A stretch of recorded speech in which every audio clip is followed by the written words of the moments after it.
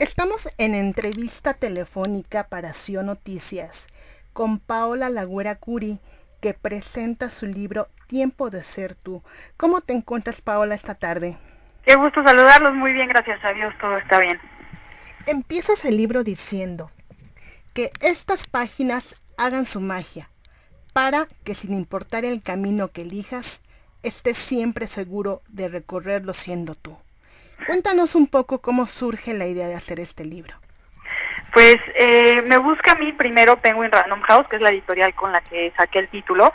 Ellos tenían la idea de hacer un libro llamado Tiempo de ser tú y estaban buscando quién podía ser la persona que lo contara. Mi nombre ya había salido a la mesa y mi editora un día se cruzó a comer Antara y pasa por la tienda de Nike. En ese entonces yo estaba haciendo la campaña previa al Mundial Femenil del año pasado.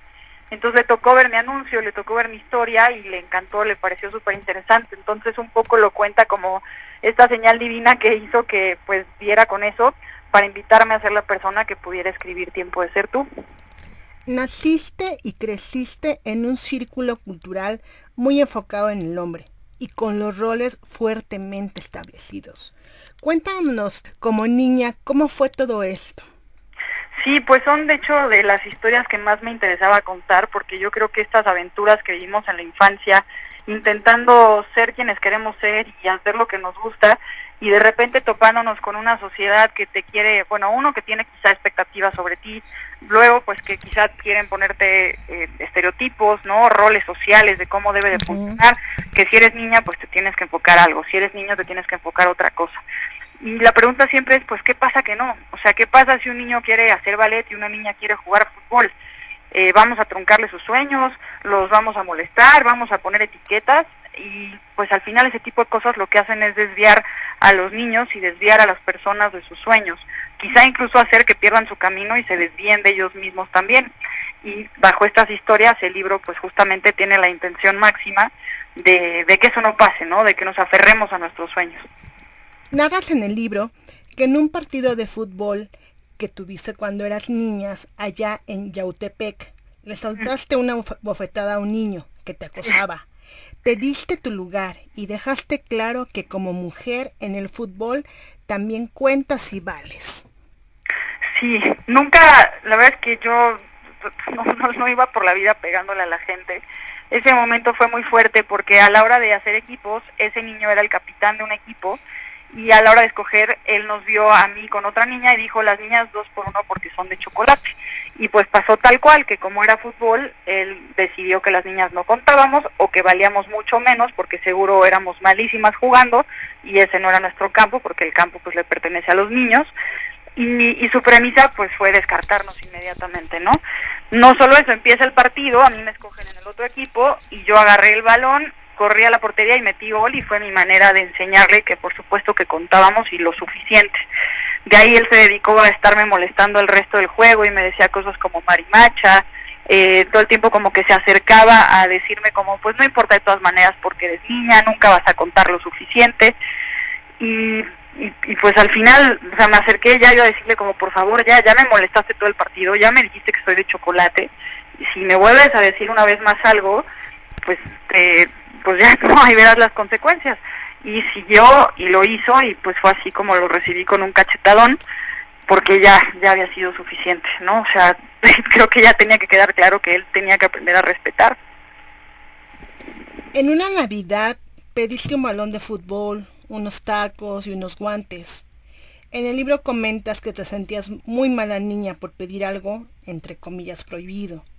Se te hacía imposible entender cómo algo que te hacía sentir feliz y cómo no podía ser para ti. Además, esa Navidad marcó tu vida. Entendiste que debías atreverte a intentar las cosas, aunque tu familia o la sociedad dictara otras cosas. Cuéntanos un poco.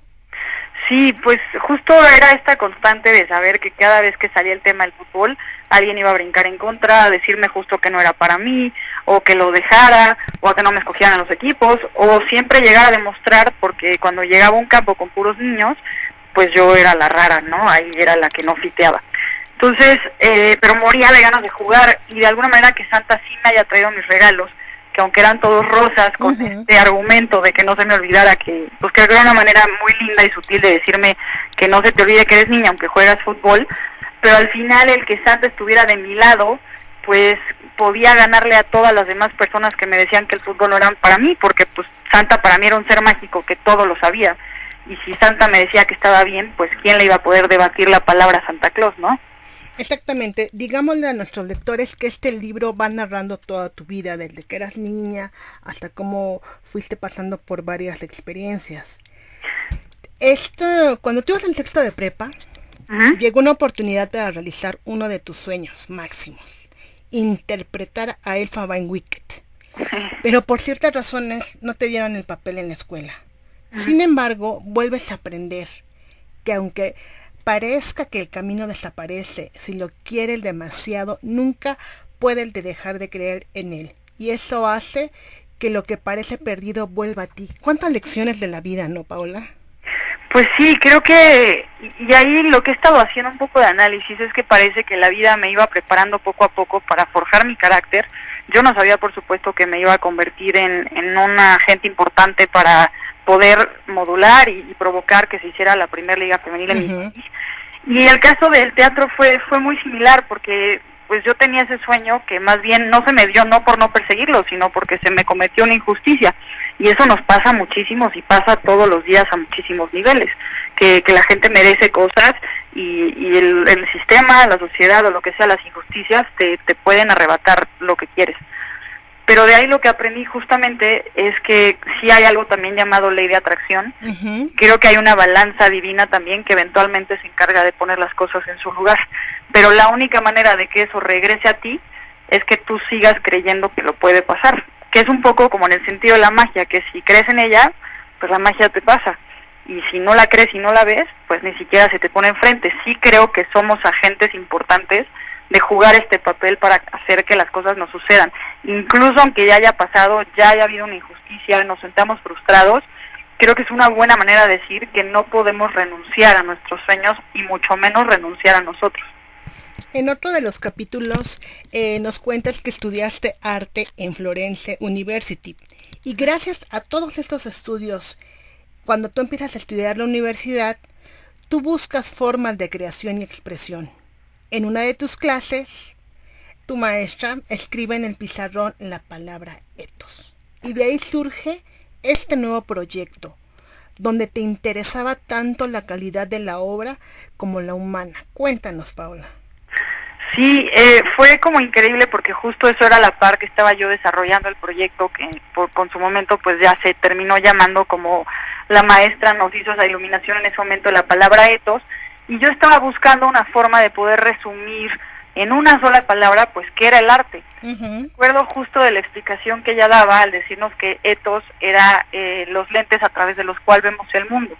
Que si tuviéramos esta mesa llena de lentes de diferentes armazones, colores, vidrios y micas, el que tú escoges, y le escoges de libre albedrío y te pones para ver el mundo, pues que eso es ethos, eso es tu perspectiva. Y me pareció literalmente pues este momento mágico de iluminación en el que dije, claro, el arte es eso, ¿no? El arte puede tener el significado que le da el artista, el que te explica el historiador, pero en ese momento en el que tú estás experimentándolo y se vuelve este acto sublime de experiencia, de vivir el arte, pues nadie lo va a vivir como tú y por más cosas que te digan, tú lo vas a experimentar a tu propia manera.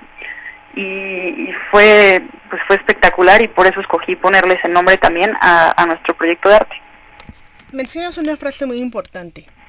Sin importar la edad que tengas, si vas a emprender, es importante saber que si vas a tomar esta decisión, debes de estar convencido en quererlo, aunque el camino no esté tan claro. Saber por lo menos qué es lo que persigues. También comentas que te debes rodear de gente que admiras, no solo por su éxito, sino por su corazón. Te enseña poco a poco a convertirte en ellos. Y, por último, ningún sueño vale todo el dinero del mundo si no lo persigues con la felicidad de tu corazón. Cuéntanos un poco de estas reflexiones, Paola. Pues mira, Pati, yo creo que también en la vida he aprendido que a veces cuando entre más creces de repente empiezan a jugar otro tipo de factores que te hacen dejar de soñar, dejar de imaginar, ¿no? Si de repente tienes una familia que alimentar o tienes que subsistir, pues en lo único que piensas justamente es en poder tener un trabajo estable, en poder ganar dinero para poder vivir y darle la vida que quieres a tus seres queridos.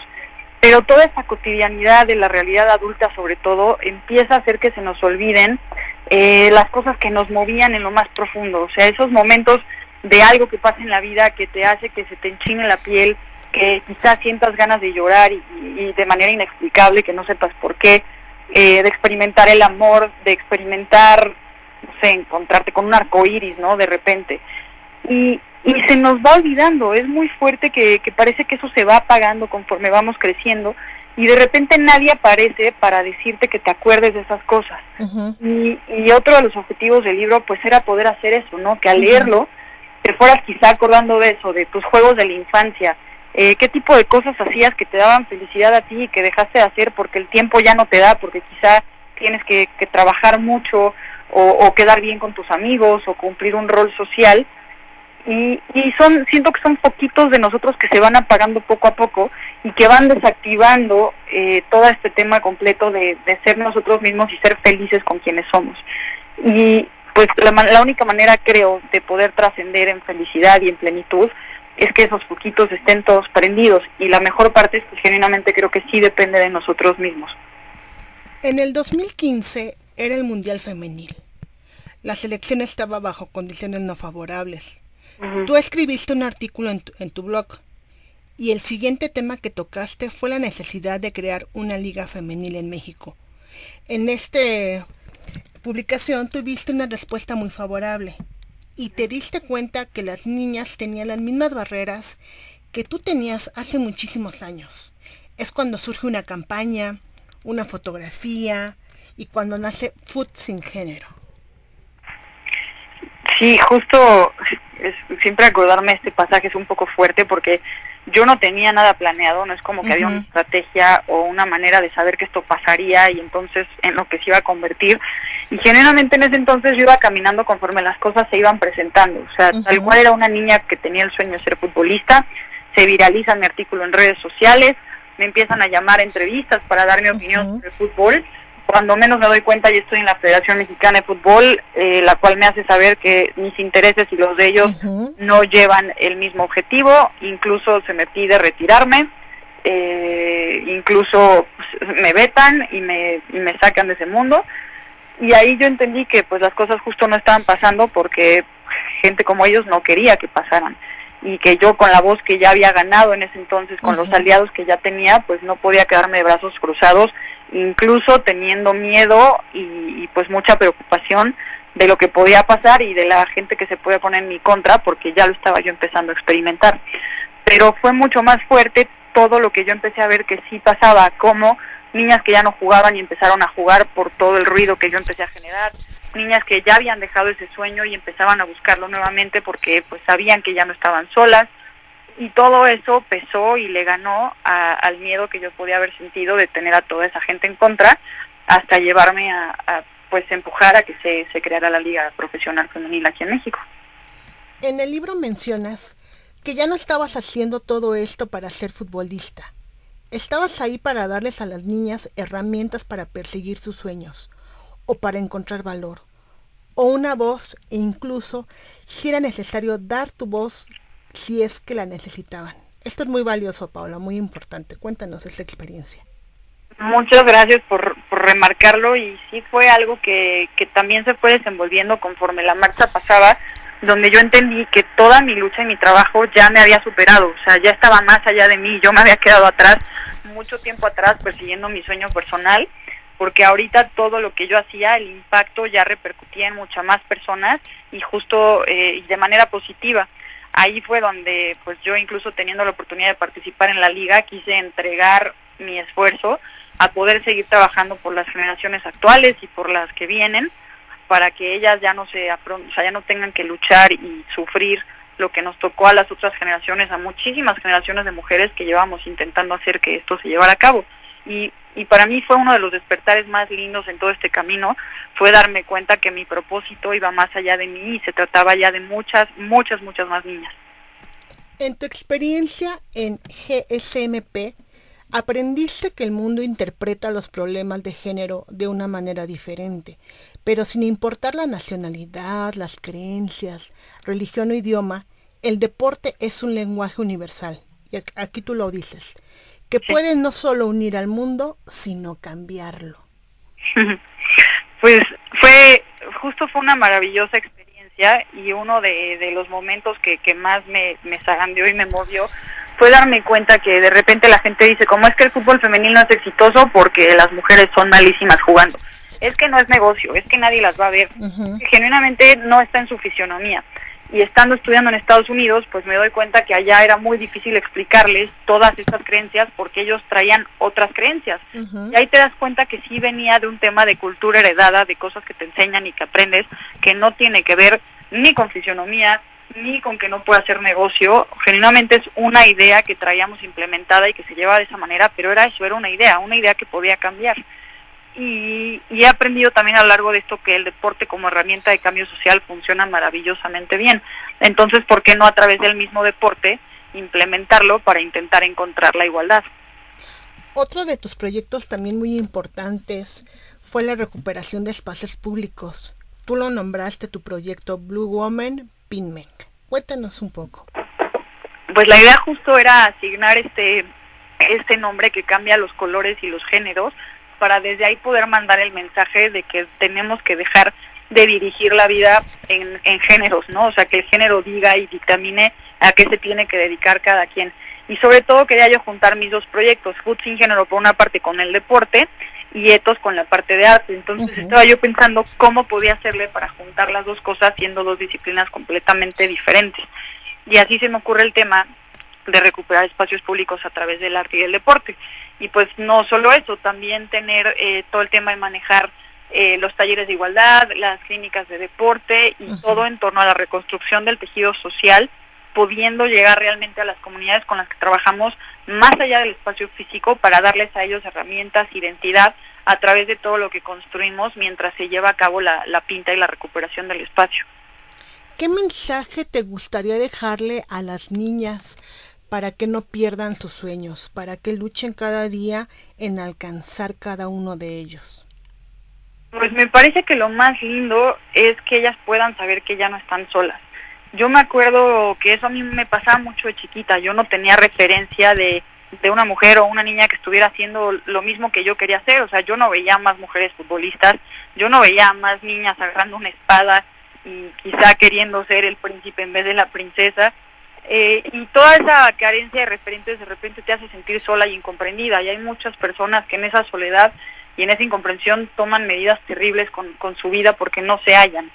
Entonces creo que lo mejor que podemos hacer ahorita y de las mayores responsabilidades que yo siento es hacerles saber, y el libro siendo una de las grandes intenciones, es que si no es que presencialmente yo no pueda estar ahí dándoles la mano físicamente, pero que lo pueda estar el libro con estos mensajes para decirles que ahora sí habemos muchas personas afuera luchando por ellas y que no las vamos a dejar.